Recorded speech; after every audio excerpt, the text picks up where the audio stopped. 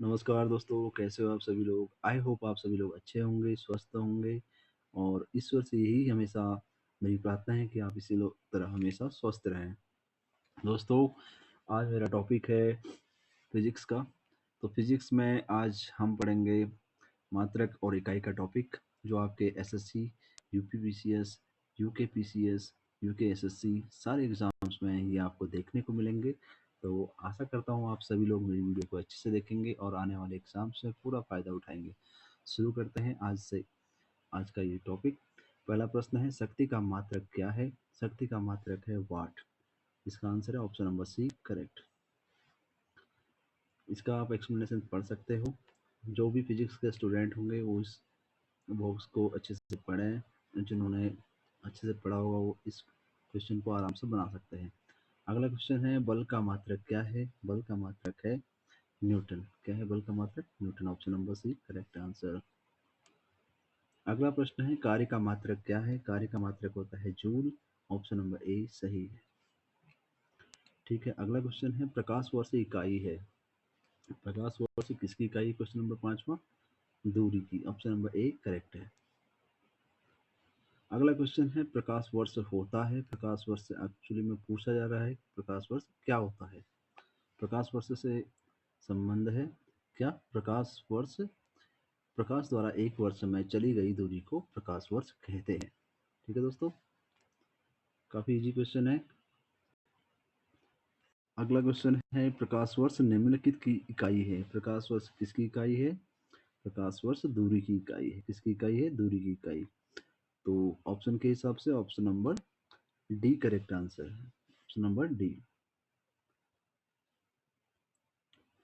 अगला क्वेश्चन है, प्रकाश वर्ष मात्रक इकाई है। प्रकाश वर्ष किसकी मात्रक इकाई है? प्रकाश वर्ष मात्रक इकाई है दूरी की। सेम क्वेश्चन है लेकिन ये अलग अलग स्टेट में अलग अलग टाइम में पूछे गए हैं, तो ये बहुत इंपॉर्टेंट क्वेश्चन है। अगला प्रश्न है, प्रकाश वर्ष है। प्रकाश वर्ष क्या है? प्रकाश वर्ष वह दूरी जो प्रकाश एक वर्ष में तय करता है। ऑप्शन नंबर बी करेक्ट है। लाइट ईयर किसे कहते हैं? लाइट ईयर जो एक वर्ष में जो प्रकाश दूरी तय करता है उसको कहते हैं लाइट ईयर या प्रकाश वर्ष। अगला प्रश्न है, एक पार्श्विक तारों अगला एक क्वेश्चन नंबर 10 है, एक पार्श्विक तारों संबंधी दूरियां मात्रे का मापने का मात्रक है या बराबर है। तो क्या है ये? एक पार्श्विक जो है तारों संबंधी दूरी मापने का मात्रक है कितना? 3.25। कितना है? 3.25। Option number B correct answer है। ये आप देख सकते हो बॉक्स को, जिसको कोई डाउट हो तो इसमें से आराम से आप पढ़ सकते हो। अगला क्वेश्चन है, पार्श्विक मात्रक है। पार्श्विक मात्रक क्या है? पार्श्विक मात्रक दूरी का मात्रक है। अगला प्रश्न है, ये क्वेश्चन थोड़ा प्रिंट नहीं हुआ ढंग से। एक नैनोमीटर होता है। एक नैनोमीटर बराबर कितना होता है दोस्तों? 10⁻7। कितना होता है? 10⁻⁻7। Option number B correct answer. अगला क्वेश्चन है, एम्पियर मापने की इकाई है। एम्पियर मापने की क्या इकाई होती है? एम्पियर मापने की विद्युत धारा होती है। Option number B correct answer है। एम्पियर मापने की इकाई क्या होती है? विद्युत धारा। मेगावाट, अगला क्वेश्चन है, मेगावाट बिजली के नापने की इकाई है जो क्या करती है? उत्पादित की जाती है। अब आपने सुना होगा ना कभी मेगावाट। तो मेगावाट किससे संबंधित होती है? बिजली मापने की या उत्पादित की जाती है तो उसको हम मेगावाट कहते हैं। ठीक है, option number A correct answer. अगला क्वेश्चन, मैच द फॉलोइंग है। काफ़ी इजी क्वेश्चन है, इसको आप बिल्कुल भी कंफ्यूज ना होइएगा। काफ़ी इजी क्वेश्चन है। तो सूची दे दो। तो ये जो प्रथम है भौतिक राशियों के ऊपर बात की जाती है, दूसरी और इकाइयों के ऊपर। तो शुरू करते हैं। त्वरण, त्वरण किससे संबंधित है? त्वरण से संबंधित है आपका मीटर सेकंड से। त्वरण किससे संबंधित है? मीटर सेकंड से। और बल किससे संबंधित है? न्यूटन से। ठीक है दोस्तों, कृत या कार्य वर्क किससे संबंधित है? जूल से। और आवेग न्यूटन सेकंड से। तो इसका answer option number D correct answer. अगला क्वेश्चन है, निम्नलिखित एसआई यूनिटों में कौन सा सही सुमेलित नहीं है? कौन सा सही सुमेलित नहीं है, यही बात हो रही है। तो अभी हमने ऊपर पढ़ा है, कहीं ना कहीं हम जो क्वेश्चन पहले कर रहे हैं उसको आगे देखने को मिल रहे हैं हमें। कार्य किससे संबंधित है? कार्य जूल से, बल न्यूटन से, द्रव्यमान किलोग्राम से, और दाब डाइन से। तो दाब डाइन से नौ किससे होती है? डाप्सन से होती है। तो ऑप्शन नंबर डी गलत है।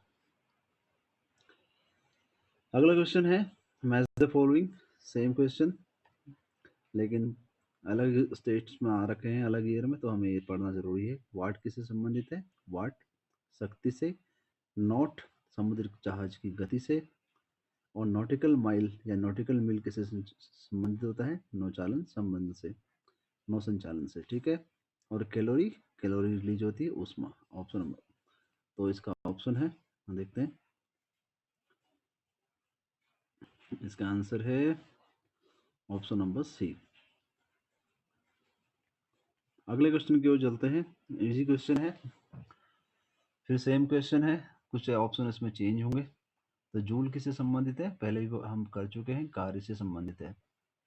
एम्पियर धारा से, वाट सामर्थ्य से,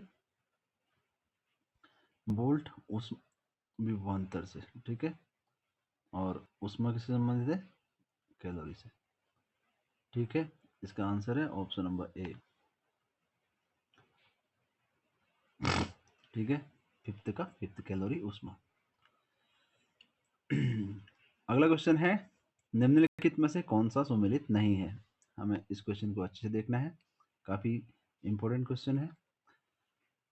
तो कौन सा सुमेलित नहीं है, हमें इस पे ध्यान देना। नहीं है का यहाँ पूछा जा रहा है। नॉट हम पहले पढ़ चुके हैं, जहाज के चाल की माप। ठीक है। नॉटिकल मील, नौ संचालन में प्रयुक्त दूरी की इकाई। एंगस्ट्रॉम, एंगस्ट्रॉम कहते हैं इसको हम, प्रकाश के तरंग दैर्घ्य की इकाई। Option number C. और प्रकाश वर्ष समय मापन की इकाई। तो हमने क्या पढ़ा था? लाइट ईयर किस लिए संबंधित था? दूरी। किसकी दूरी? प्रकाश की दूरी। ठीक है दोस्तों, तो इसका आंसर है ऑप्शन नंबर डी गलत है। अब हम पढ़ सकते हैं प्रकाश वर्ष समय नहीं अपितु दूरी मापन की इकाई है। ठीक है।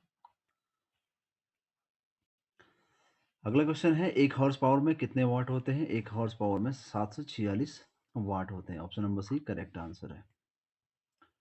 अगला क्वेश्चन मैच द फॉलोइंग है, इजी क्वेश्चन है, और इकाई एक के साथ दो इकाई सम्मिलित करनी है। ठीक है। तो सबसे पहला है ऑप्शन नंबर ए, उच्च वेग तरंगदैर्घ्य दाब ऊर्जा। ठीक है। तो हम पढ़ेंगे यहाँ पर उच्च वेग तरंगदैर्घ्य दाब और जूल, ये सॉरी ऊर्जा। ठीक है दोस्तों, काफी इजी क्वेश्चन है। सबसे पहला है उच्च वेग किससे संबंधित होता है? मैक से। किससे? मैक। तरंग दैर्घ्य किससे होता है? एंगस्ट्रॉम। दाब पास्कल, ऊर्जा जूल। तो मैक वायुयान की, जो हम सुनते हैं वायुयान की गति से जो चलता है, मैक मापी जाती है। तो मैक उससे संबंधित है। तरंग दैर्घ्य एंगस्ट्रॉम से, और दाब पास्कल, ऊर्जा जूल। तो इसका आंसर है option number C correct answer. 1 2 3 4। अगला क्वेश्चन है, जूल ऊर्जा से संबंधित है जैसे पास्कल किससे संबंधित है? दाब या दबाव से। Option number B correct answer. काफी इजी क्वेश्चन है। अगला क्वेश्चन है, एक माइक्रोन बराबर होता है, किसके बराबर होता है? 1/1000 मिलीलीटर के बराबर। ठीक है। Option number C correct answer. एक माइक्रोन लंबाई प्रदर्शित करता है, किसको प्रदर्शित करता है? तो ये बता रहा है यहाँ पर ऑप्शन नंबर बी, 10⁻⁴ बट्टे 1 मीटर किलोमीटर। ठीक है। Option number B correct answer. अगला क्वेश्चन है 27वां क्वेश्चन, निम्नलिखित में से कौन सा एक सुमेलित नहीं है? नहीं है की बात हो रही है, क्वेश्चन को हमेशा अच्छे से पढ़ना है। डेसिबल, अश्वशक्ति, समुद्री मील, सेल्सियस। इसमें से कुछ चीजों को आपने पहले पढ़ रखा है, जैसे कि समुद्री मील, डेसिबल, और को हमने अभी पढ़ना है। तो डेसिबल किसके लिए यूज होता है? डेसिबल यूज होता है ध्वनि की प्रबलता की इकाई के लिए। ठीक है। अश्वशक्ति हॉर्स पावर किसके लिए यूज होता है? शक्ति की इकाई के लिए। समुद्री मील हमने पहले पढ़ चुका है। नॉटिकल माइल ये होता है नौ संचालन में दूरी की इकाई मापने के लिए। और सेल्सियस किसके लिए जो हो रहा है यहाँ पर? ऊष्मा की इकाई, जो कि गलत है यहाँ क्वेश्चन के हिसाब से। तो ऑप्शन नंबर डी इसका गलत है। तो सेल्सियस किसके लिए यूज होता है? सेल्सियस, तो ये यूज होता है आपका ताप, टेम्परेचर को मापने के लिए। ऑप्शन नंबर डी गलत है।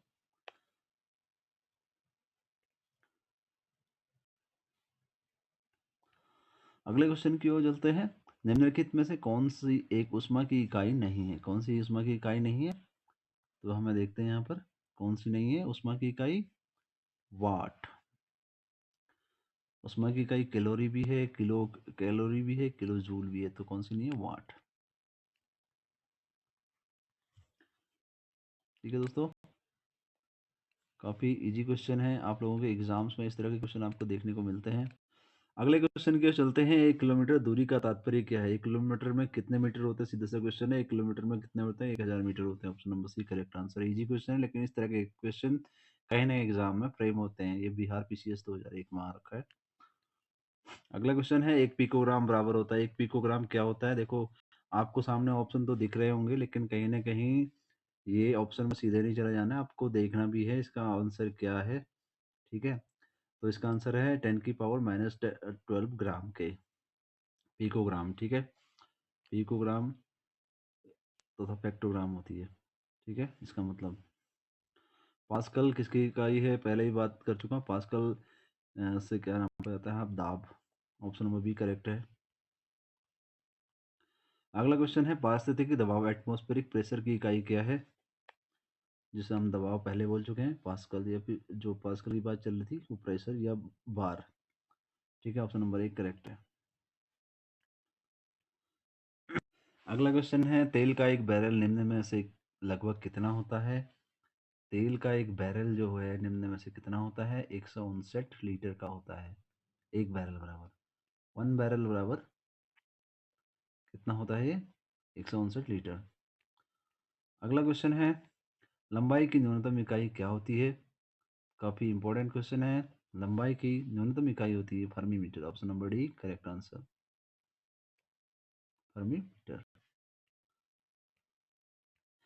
इसी तरह और भी आप ऑप्शन देख सकते हो। 1 माइक्रोन बराबर 10⁻⁻6 मीटर होता है। 1 नैनोमीटर बराबर 10⁻⁻9 मीटर होता है। 1 एंगस्ट्रॉम मतलब 10⁻⁻10 मीटर होता है। 1 फर्मीमीटर बराबर 10⁻⁻15 मीटर होता है। अगला क्वेश्चन, मैच द फॉलोइंग है, तो आप लोग अच्छे से देखिए इसको। क्यूसेक, क्यूसेक प्रवाह की तरह, जो पानी आप सुनते होंगे नदियों, और उसकी जो प्रवाह की दर या पानी की दर को हम कहते हैं क्यूसेक में नापते हैं। और बाइट सब लोगों को पता है, किलोबाइट किसमें यूज होता है? बाइट, फिर मेगा बाइट। ठीक है, एमबी जिसे कहते हैं एक, फिर इसके बाद जीबी होता है, फिर टेराबाइट होता है। तो बाइट किससे संबंधित है? कंप्यूटर से संबंधित है। रिक्टर सबको मालूम है, भूकंप मापने की, भूकंप की तीव्रता को मापते हैं। बार सबको मालूम है, बार किससे संबंधित होता है?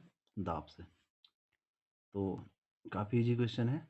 इस तरह के क्वेश्चन भी एग्जाम में देखने को मिलते हैं। तो इसका आंसर है ऑप्शन नंबर बी। अगला क्वेश्चन है, क्यूसेक में क्या मापा जाता है? जल का बहाव। कभी भी मत भूलिएगा, क्यूसेक किसके लिए संबंधित होता है? क्यूसेक बराबर जल का प्रवाह। Option number C. अगला क्वेश्चन है, निम्नलिखित में से कौन एक वायुमंडल के ओजोन परत की मोटाई मापने की इकाई है? वायुमंडल के जो ओजोन परत की मोटाई किससे मापी जाती है? काफी इजी क्वेश्चन है, dobson. Option number B dobson. अगला क्वेश्चन, डॉप्सन इकाई का प्रयोग किया जाता है, किस लिए किया जाता है? वो ओजोन परत की मोटाई मापने के लिए डॉप्सन का प्रयोग किया जाता है। Option number C correct answer है। अगला क्वेश्चन है, महासागर में डूबी हुई वस्तुओं की स्थिति जानने के लिए निम्न में से किस यंत्र का प्रयोग किया जाता है? टॉपिक थोड़ा डिफरेंट हो चुका है, तो आप सभी लोगों से रिक्वेस्ट है कि अच्छे से देखिए। जो महासागर में कोई वस्तु डूबी होती है, तो उसकी स्थिति जानने के लिए हम किसका यूज करते हैं?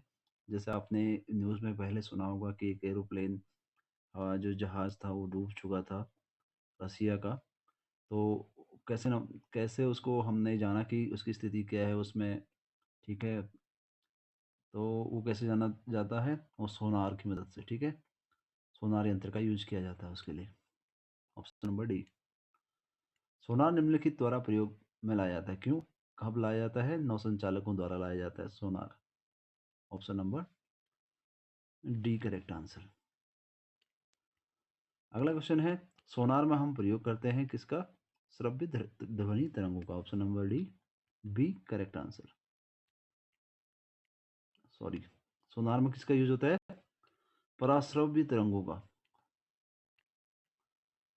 अगला क्वेश्चन, ध्वनि की तीव्रता को मापने वाला यंत्र कौन सा है? साउंड वेव्स को कौन मापता है? ऑडियोमीटर। Option number D.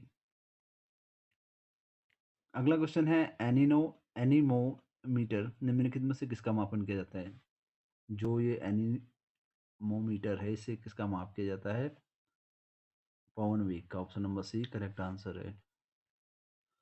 अगला क्वेश्चन, वायु की गति निम्नलिखित के द्वारा मापी जाती है, किसके द्वारा मापी जाती है? Anemometer. Option number B correct answer. अगला क्वेश्चन, निम्नलिखित में से कौन सा सुमेलित नहीं है? नहीं है की बात हो रही है यहाँ पर। हमने अभी थोड़ी देर पहले बात की, एनीमोमीटर से क्या नापते हैं? वायु की चाल। अमीटर किसके लिए यूज होता है? विद्युत धारा के लिए। और टैकियोमीटर दाबांतर के लिए। पायरोमीटर उच्च ताप के लिए। तो हमें बताना है कौन सा नहीं है। तो इसका आंसर है ऑप्शन नंबर सी टैकियोमीटर, जो कि दाबांतर से नहीं होता है, ये उच्च ताप की स्थिति जानने के लिए होता है, ठीक है।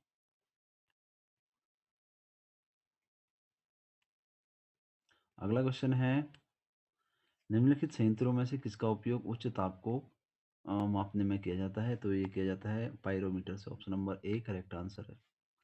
अगला क्वेश्चन है, निम्नलिखित ताप मापियों में से किसे पायरोमीटर कहा जाता है? ताप, विद्युत तापमापी, विकिरण तापमापी, गैस तापमापी या द्रव्य तापमापी। किसके लिए यूज होता है पायरोमीटर? विकिरण तापमापी के लिए। Option number B correct answer. अगला क्वेश्चन, वह थर्मामीटर जो 2000 डिग्री सेल्सियस मापने हेतु उपयुक्त हो वह है क्या है? ऑप्शन नंबर सी इसका करेक्ट आंसर, पूर्व विकिरण पायरोमीटर। अगला क्वेश्चन है, मैनोमीटर के द्वारा किसकी मापी जाती है? मैनोमीटर से की जाती है गैसों का दाब। मैनोमीटर से क्या मापा जाता है? गैसों का दाब मापा जाता है।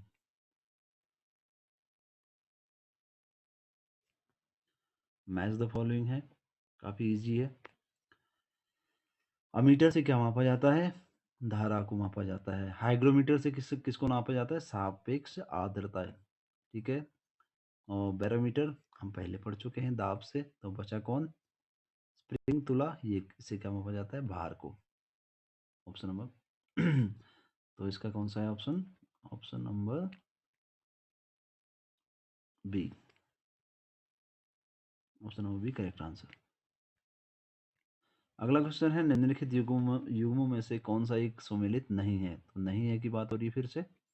ओडोमीटर वाहनों के पहियों द्वारा तय की गई दूरी मापने का यंत्र, ये सही है, ओडोमीटर कहते हैं। ओंडोमीटर किसे कहते हैं? ओंडोमीटर विद्युत चुंबकीय तरंगों की आवृत्ति मापने का यंत्र, ये भी सही है। ऑडियोमीटर हम पढ़ चुके हैं, ध्वनि तीव्रता मापक युक्ति, ये भी सही है। अमीटर विद्युत शक्ति मापक यंत्र, अमीटर से ताप मापा जाता है, कुछ समय मैंने पहले पढ़ा था विद्युत धारा के मापन के लिए। तो ऑप्शन नंबर डी इसका गलत है, ठीक है, आंसर इसका डी है। अगला क्वेश्चन है, वायुमंडलीय दाब को मापने में यंत्र का प्रयोग, कौन सा यंत्र का प्रयोग किया जाता है? बैरोमीटर हम पहले पढ़ चुके हैं। अगला क्वेश्चन है, दूध का अपेक्षित घनत्व ज्ञात किया जा सकता है किससे? आपको मालूम है, लैक्टोमीटर से। Option number C correct answer. दूध के घनत्व को किसके द्वारा मापा जाता है? फिर से same question, lactometer. Option number A correct answer. अगला क्वेश्चन, वायुमंडल की सापेक्ष आर्द्रता नापी जाती है किससे? हाइग्रोमीटर से। Option number B correct answer. अगला क्वेश्चन, हवा में आर्द्रता नापने के लिए कौन सा उपकरण प्रयोग में लाया जाता है? तो इसका आंसर है ऑप्शन नंबर बी, हाइग्रोमीटर। काफी इंपॉर्टेंट क्वेश्चन है, कहीं ना कहीं आपको जरूर देखने को मिलेंगे, तो इनको जरूर से देखिएगा आप लोग। अगला क्वेश्चन, वायु की आर्द्रता मापने के लिए कौन सा यंत्र प्रयोग में लाया जाता है? कौन सा लाया जाता है? Hygrometer, option number 1 correct answer. Hygrometer से क्या मापा जाता है? लैंग्वेज चेंज है, वातावरणीय आर्द्रता, answer option number 1 correct answer.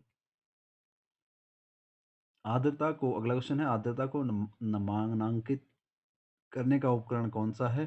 Same question है, देखो क्वेश्चन की भाषा चेंज हो चुकी है, तो ये है हाइग्रोमीटर, आंसर नंबर डी। तो ये देखो, ये जो यहाँ पर नीचे दिख रहे हैं RAS, ये इसके बाद ये अलग अलग एग्जाम्स में आ रखे हैं, और ये आ रखा है उत्तराखंड में, ठीक है, इससे पहले राजस्थान में आया है। तो इस तरह के क्वेश्चन हर स्टेट में पूछे जाते हैं। अगला क्वेश्चन है, मैच द फॉलोइंग, सूची 1 सूची 2 को मिलाना है। आइए चलते हैं, देखते हैं। स्टेथोस्कोप, स्टेथोस्कोप सबको मालूम है, हार्ट बीट की जो ध्वनि को सुनने के लिए स्टेथोस्कोप का यूज होता है। पहले का क्या है? पहले का तीसरा। और उसके बाद स्पिग्नोमेनोमीटर, स्पिग्नोमेनोमीटर से क्या नापा जाता है? ये देखते हैं इसको भी। फिर इसके बाद ये थोड़ा रुकते हैं इसमें, कैरेटोमीटर, कैरेटोमीटर से सोने की शुद्धता मापी जाती है। तो सोने की शुद्धता हम कैरेट्स में मापते हैं जैसे ना, तो सोने की शुद्धता तीसरे का कौन सा होगा? दूसरा।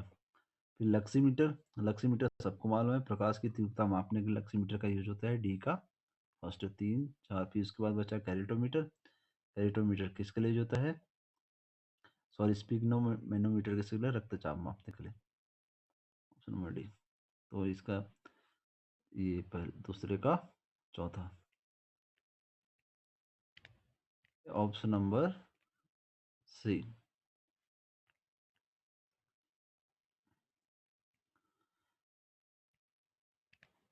अगला क्वेश्चन है, रक्त दाब मापने के लिए कौन सा यंत्र यूज होता है? तो ये यंत्र हो रहा है स्पिग्नो मैनोमीटर, ऑप्शन नंबर बी। अगला क्वेश्चन, निम्न में लिखित में से किसे 1500 डिग्री सेल्सियस से अधिक तापमापन हेतु प्रयोग में लाया जा सकता है? किसे लाया जा सकता है? ये है ऑप्शन नंबर डी, पायरोमीटर।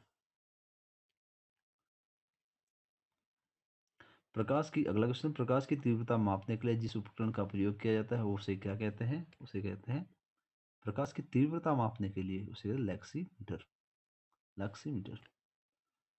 अगला क्वेश्चन, रडार प्रयोग में लाया जाता है, रडार सबको मालूम है, किसके लिए लाया जाता है? तो ये लाया जाता है ऑप्शन नंबर सी, ध्वनि रेडियो तरंगों द्वारा वस्तुओं की स्थिति ज्ञात करने के लिए।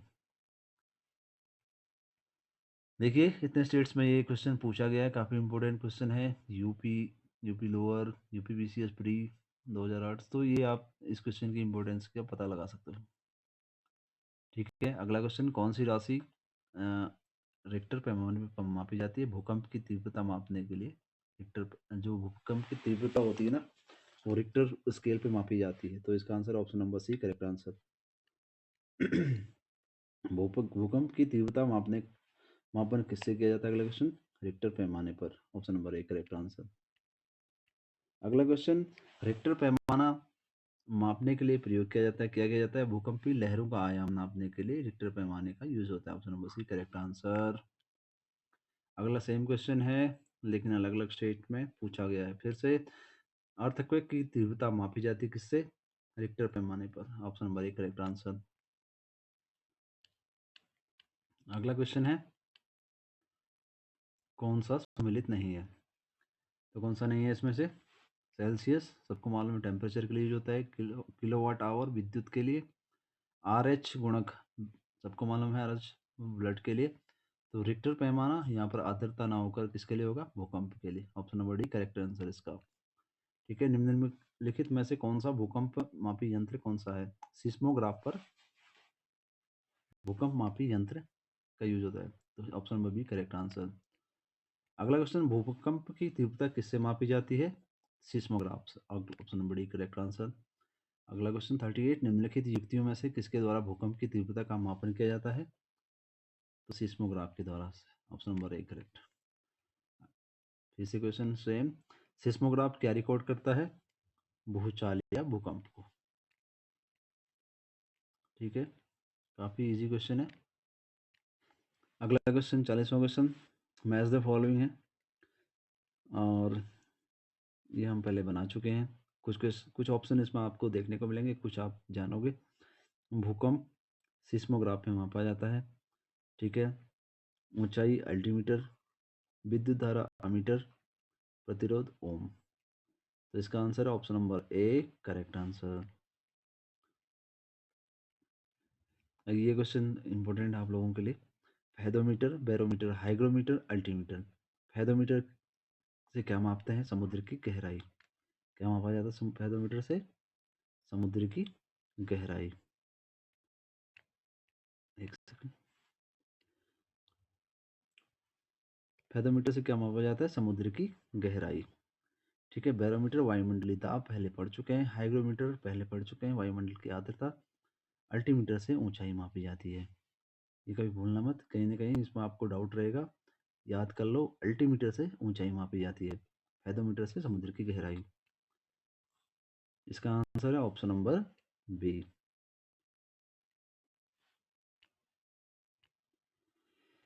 अगला क्वेश्चन है, फेदोमीटर का उपयोग किससे मापने में किया जाता है? समुद्र की गहराई। फेदोमीटर से क्या मापा जाता है? समुद्र की गहराई। Option number C, correct answer. अगला क्वेश्चन क्यों चलते हैं।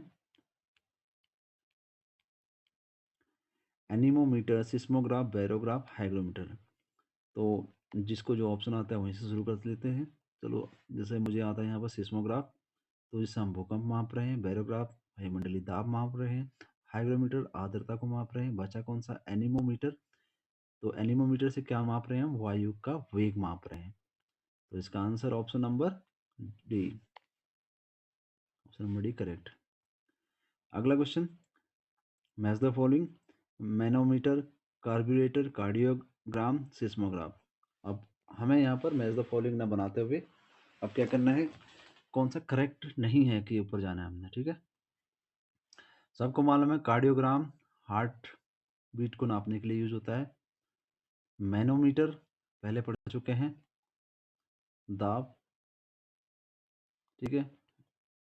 तो कार्बोरेटर जो आप गाड़ी में सुनते हैं, आंतरिक दहन इंजन का। सिस्मोमीटर, सिस्मोमीटर का ऑप्शन क्या था यहाँ? भूकंप होना चाहिए, न कि पृष्ठतल की वक्रता।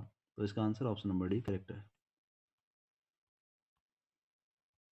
अगला क्वेश्चन है, निम्नलिखित में से किसके मापन में फोनोमीटर के उपयोग किया जाता है?